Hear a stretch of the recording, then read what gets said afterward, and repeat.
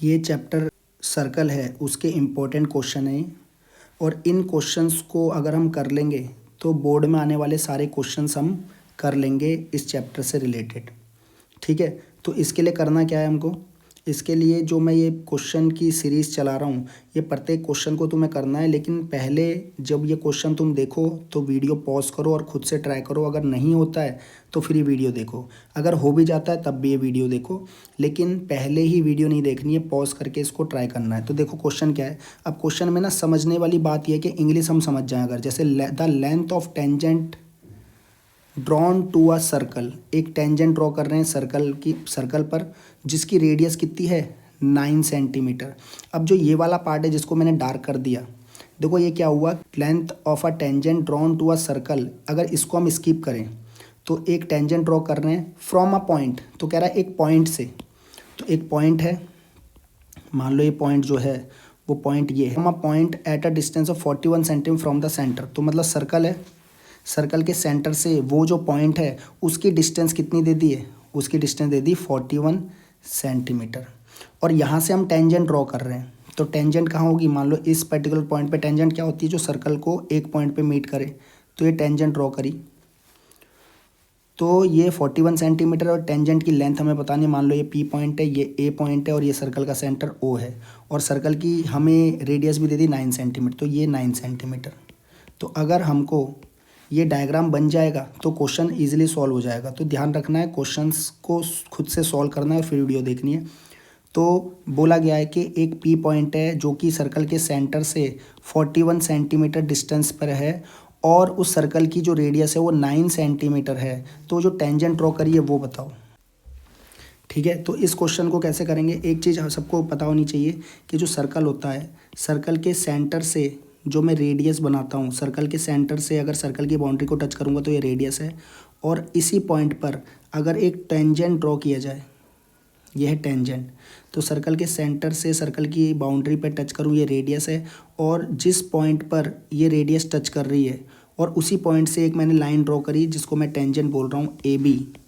तो टेंजेंट जो होती है हमेशा रेडियस और टेंजेंट आपस में परपेंडिकुलर होती है 90, radius on tangent always perpendicular. तो इसी बात से हम देखो, ये है टेंजेंट, ये है रेडियस और ये है टेंजेंट। तो radius on tangent always perpendicular, तो मैं बोल दूंगा angle P A O equal to होगा 90 डिग्री।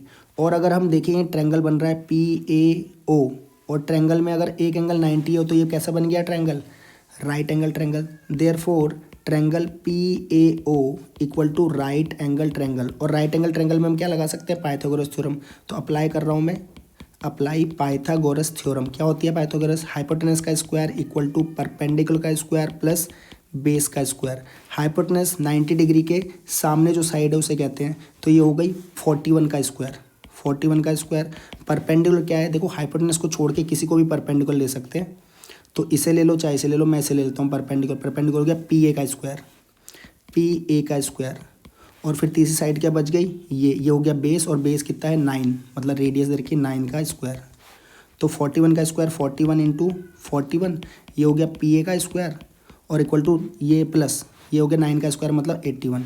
41 की 41 से मल्टीप्लाई करो, 1 4 4 1 जा 4 4 जा 16, 1816, तो ये हो गया 1681 इक्वल टू पी ए का स्क्वायर और प्लस का 81, प्लस का 81 उधर भेजे तो हमें पी ए निकालना है। तो पी ए का स्क्वायर कितना हो गया, वो हो गया 1681 माइनस 81, तो पी ए का स्क्वायर हो गया 1600, और पी ए स्क्वायर हटाऊंगा तो लगाऊंगा अंडर रूट 1600 को हम लिख सकते हैं 14 इंटू 14, और स्क्वायर रूट में से जिसका पेयर होगा उसमें से एक नंबर बार, तो पी आ गया 40।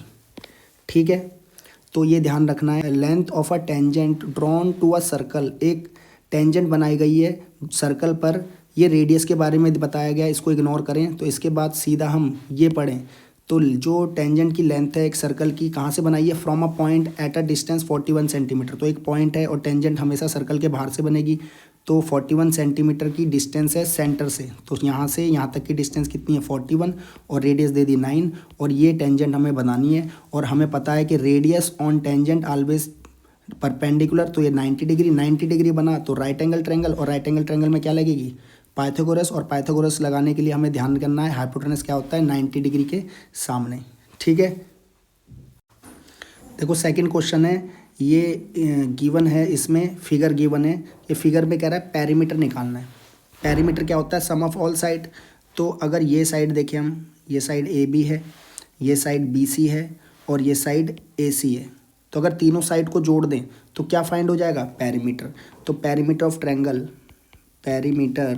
Of triangle A B C क्या होगा, sum of all side is perimeter, सभी साइड का सम ही पेरीमीटर कहलाता है। तो A B plus B C और प्लस में सी ए। अब इसमें एक प्रॉब्लम है कि ए बी हमें टोटल लेंथ नहीं पता है, हमें पता है बी से लेके सिर्फ आर तक और ए। तो इसके लिए एक देखो, इसमें जो थ्योरम यूज़ होंगी ना, मैं सवाल में ही बता रहा हूँ तुम्हें, थ्योरम हमने क्लास में भी करी है, थोड़ा सा मैं समझा देता हूँ कि कोई एक सर्कल है और सर्कल के एक्सटर्नल पॉइंट से सर्कल को पे टेंजेंट ड्रॉ करें, तो एक टेंजेंट ये हो गई और एक टेंजेंट ये हो गई।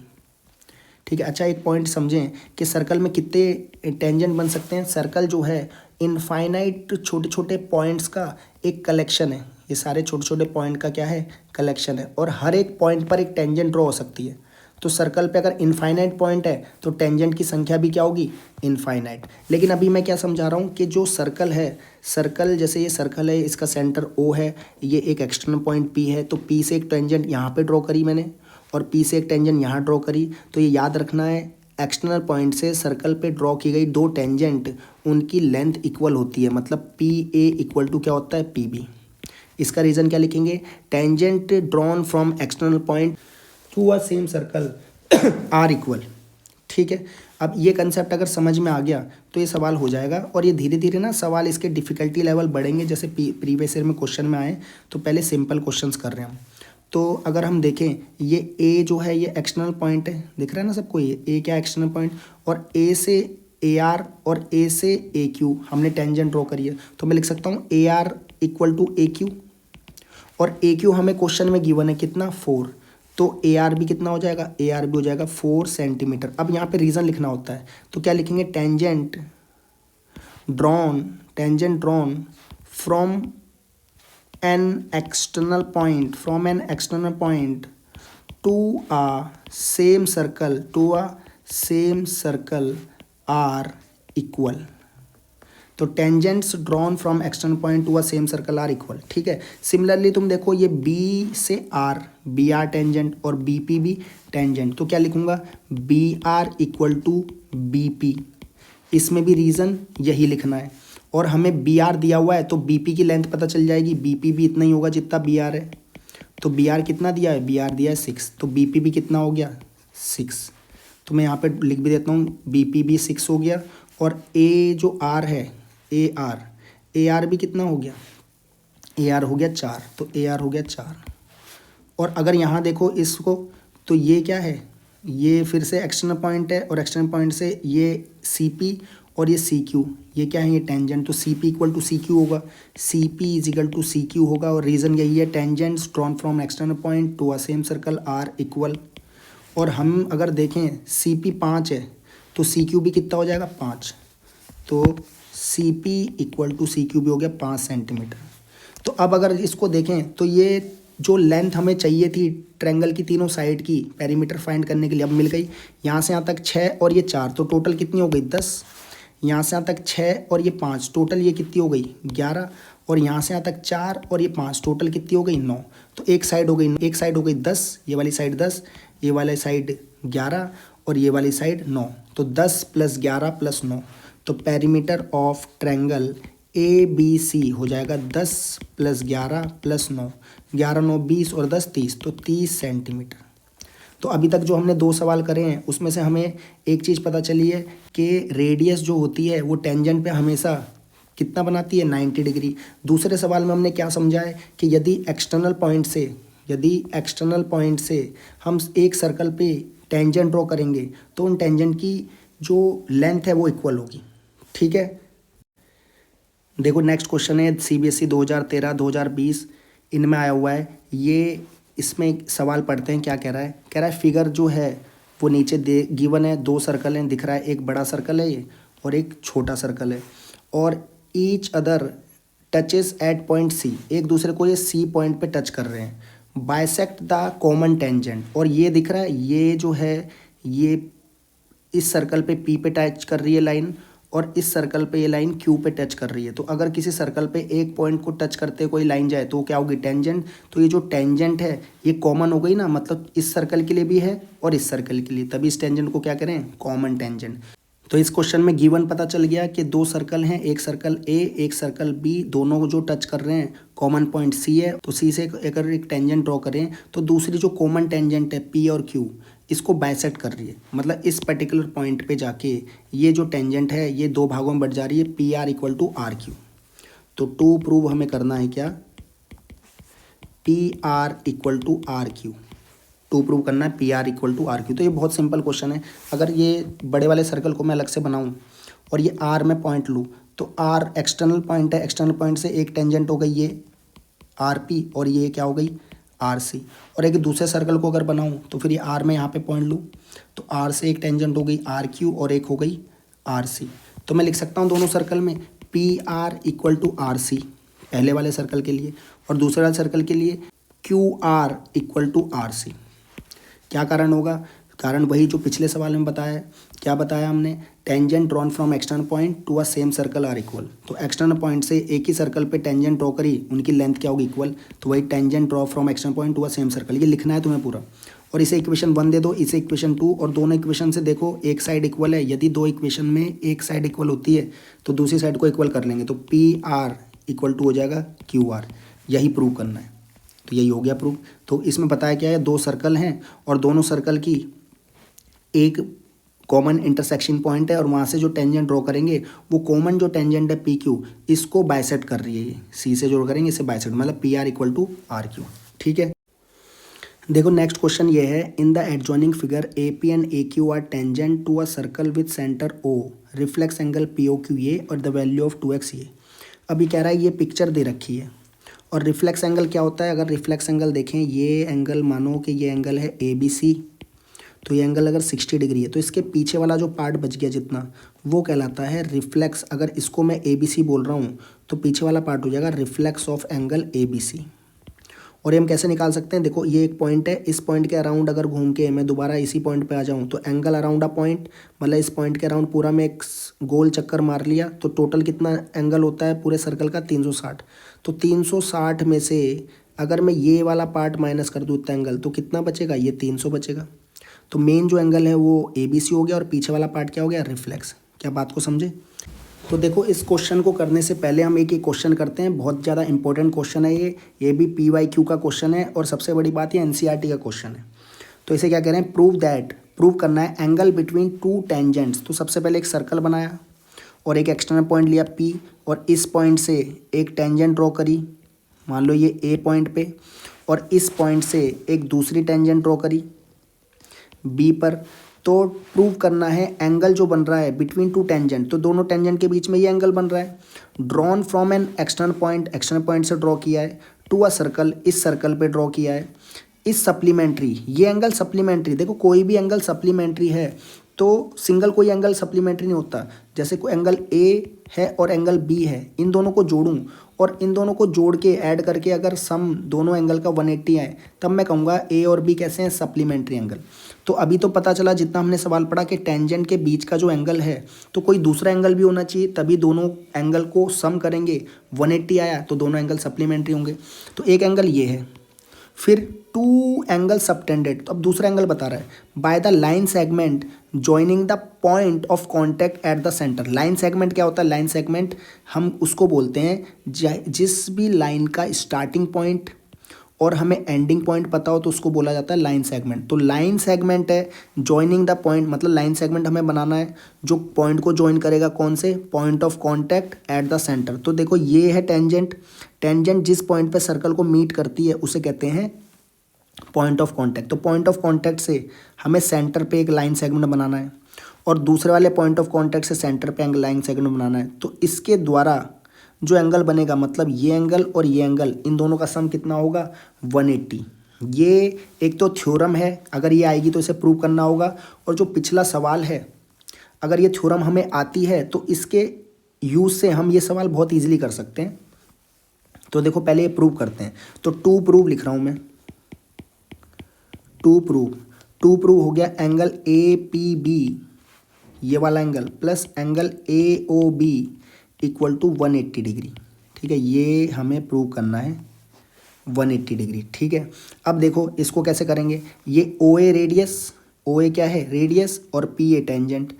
तो अभी देखो ये है रेडियस, ये है tangent, radius on tangent always perpendicular. तो मैं बोल सकता हूँ कि angle P A O equal to 90 degree. Similarly this is also radius and this is tangent, radius on tangent always perpendicular, therefore this angle क्या हो गया पी बी ओ ऑल्सो भी 90।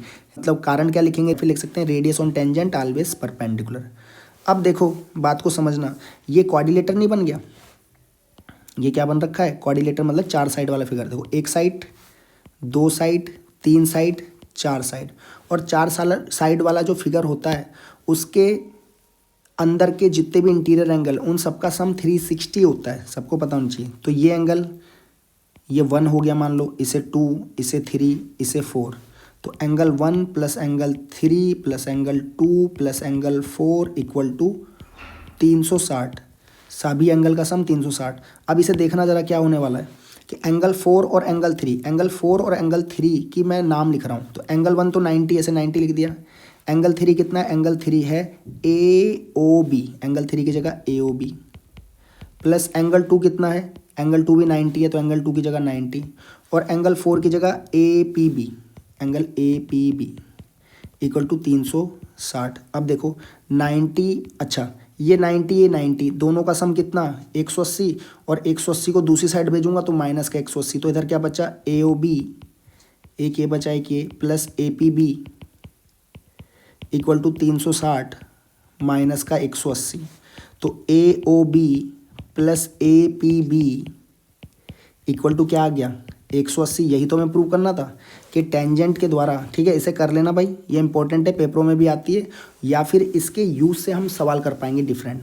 तो यही चीज़ हमें प्रूव करनी थी, ये वाली जो हमने प्रूव कर दी कि टेंजेंट के बीच में बना हुआ एंगल और एक लाइन सेगमेंट है, लाइन सेगमेंट मतलब जिसका स्टार्टिंग पॉइंट और एंडिंग पॉइंट हो, पॉइंट ऑफ कांटेक्ट से सेंटर पे बनाए और दूसरे पॉइंट ऑफ कांटेक्ट से सेंटर बनाए, तो ये जो एंगल बन रहा है ये वाला, इन दोनों का सम कितना होना चाहिए 180, जो ये हमने कर दिया। अब देखो मेन जो सवाल था जिसके लिए थ्योरम करी, इस सवाल को देखते हैं। इस सवाल को कैसे करेंगे, इन the adjoining figure A P and A Q, A P और ए क्यू, यह है ए पी और ये क्या है ए क्यू। तो हमें पता है A P A Q equal होगा because tangents from external point to a same circle are equal. ठीक है, और बोला गया है कि रिफ्लेक्स 210 है, ये रिफ्लेक्स ये वाला पी ओ क्यू रिफ्लेक्स, तो पी ओ क्यू रिफ्लेक्स मतलब कौन सा एंगल होगा, ये वाला एंगल, ये 210 है। तो मैं ये निकाल सकता हूँ क्योंकि इस पॉइंट के राउंड घूमूंगा और फिर इसी पॉइंट पे आऊँगा, तो टोटल कंप्लीट एंगल कितना हो गया 360। 360 में से अगर मैं इतना पार्ट माइनस कर दूँ तो ये कितना बचेगा, 360 में से 210 माइनस कर दो भाई, 0, 6 में से गया 5, 3 में, तो ये आ गया 150।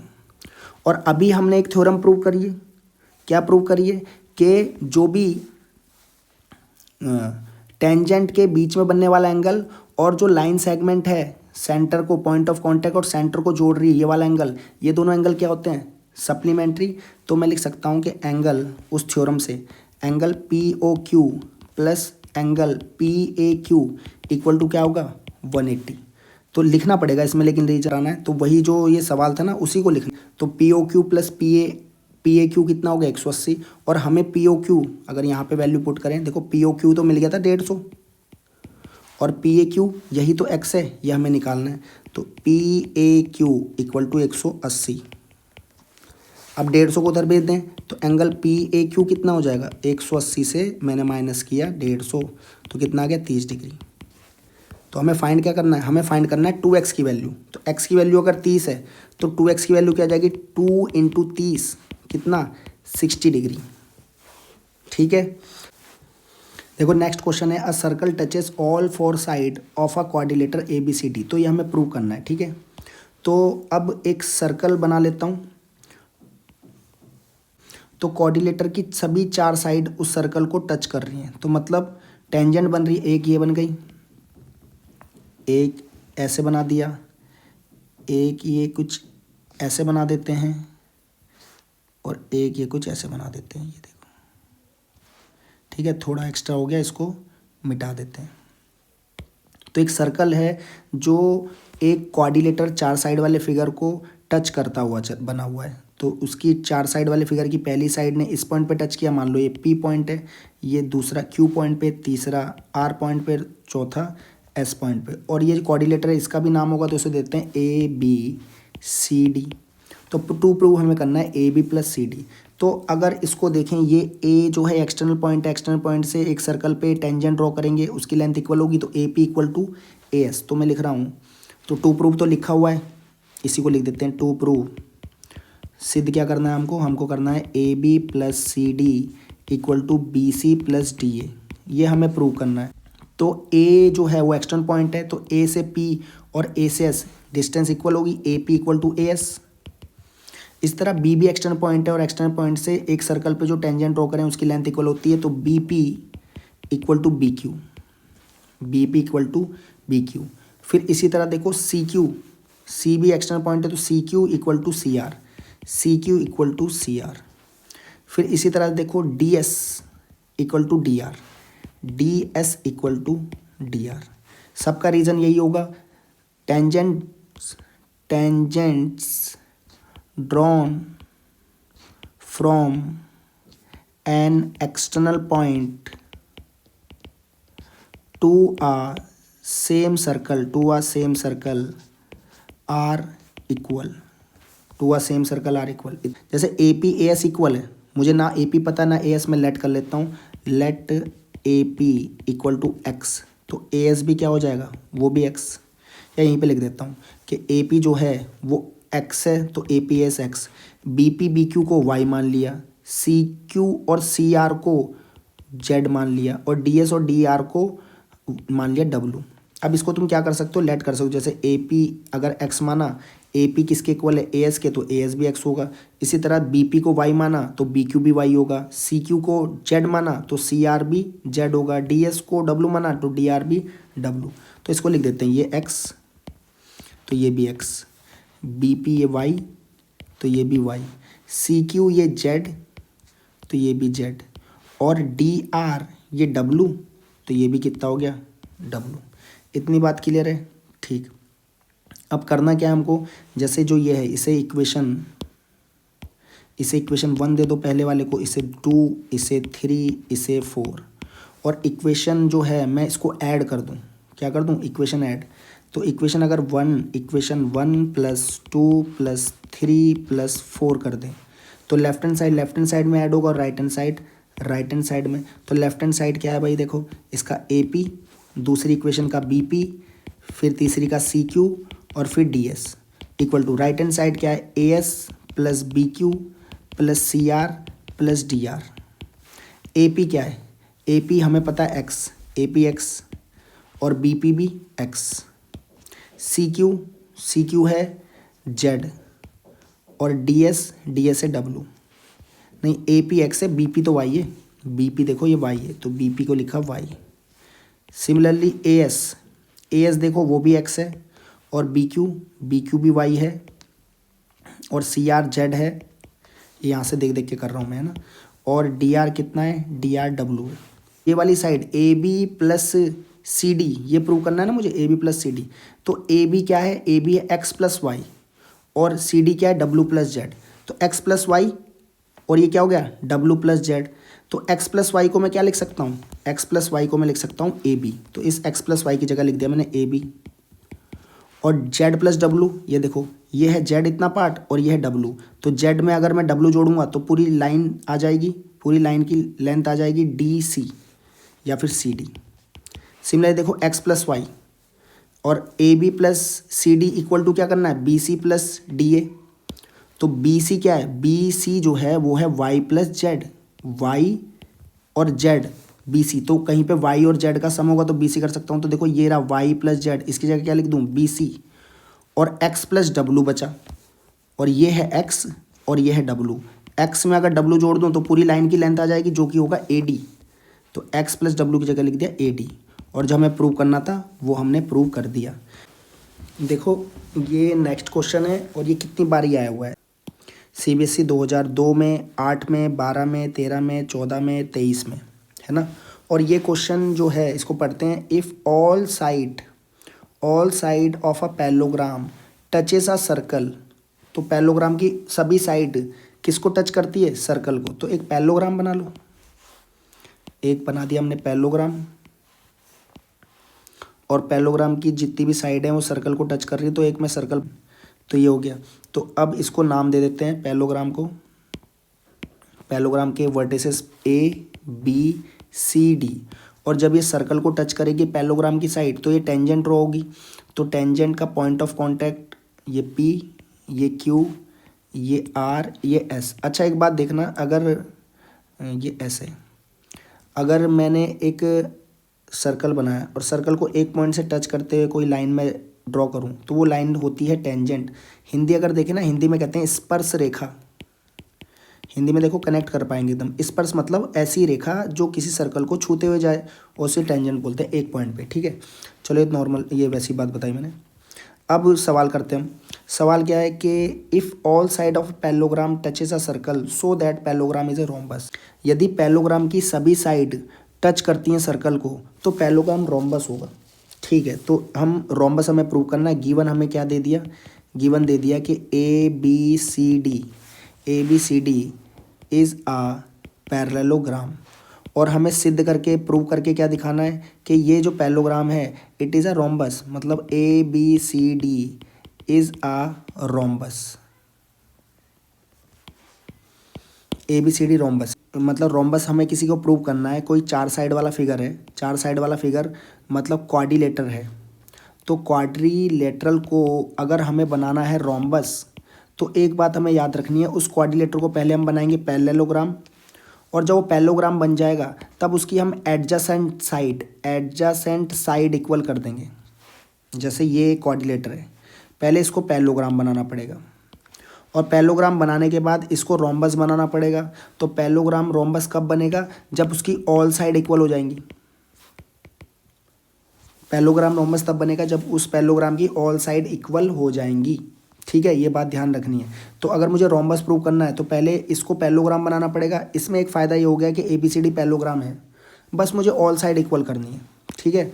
तो इस सवाल में मेन हमें समझना क्या है कि एक पैरेललोग्राम है जो टच कर रहा है सर्कल को, जो पैरेललोग्राम की साइड है वो सर्कल की टेंजेंट हो गई, और तो वो पैरेललोग्राम रोम्बस होगा। तो मैंने तुम्हें बताया, अगर कोई भी चार साइड वाला फिगर है उसको हमें रोम्बस बनाना है, पहले उस चार साइड वाले फिगर को पैरेललोग्राम बनाना पड़ेगा, और फिर उसकी ऑल साइड इक्वल करनी पड़ेगी। अच्छा, एक कन्फ्यूजन आ सकता है कि सर पैरेललोग्राम की अगर ऑल साइड इक्वल करेंगे तो स्क्वायर नहीं बनेगा। स्क्वायर के लिए दूसरी कंडीशन होती है कि जो भी क्वाड्रिलेटर है, अगर उसको क्वाड्रिलेटर को हमें स्क्वायर बनाना है तो पहले पैरेललोग्राम बनाना पड़ेगा, और फिर ऑल साइड इक्वल करनी पड़ेगी, प्लस में ईच एंगल या वन एंगल 90 करना पड़ेगा। तो अगर क्वाड्रिलेटर को हमें क्या बनाना है? क्वाड्रिलेटर को हमें स्क्वायर बनाना है, तो फर्स्ट हमें पैरेललोग्राम बनाना पड़ेगा, और फिर दो चीज़ करनी पड़ेगी, इसकी ऑल साइड इक्वल और वन एंगल 90, ठीक है। तो अब इसको देखते हैं, सवाल को, ये कंसेप्ट समझ में आने चाहिए तभी सवाल हो पाएगा।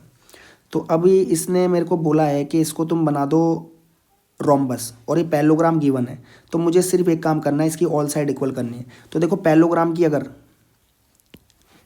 अगर मैं एडजेसेंट साइड इक्वल कर दूं, ABCD, ये पैरेललोग्राम है। अब पैरेललोग्राम की प्रॉपर्टी होती है अपोजिट साइड इक्वल।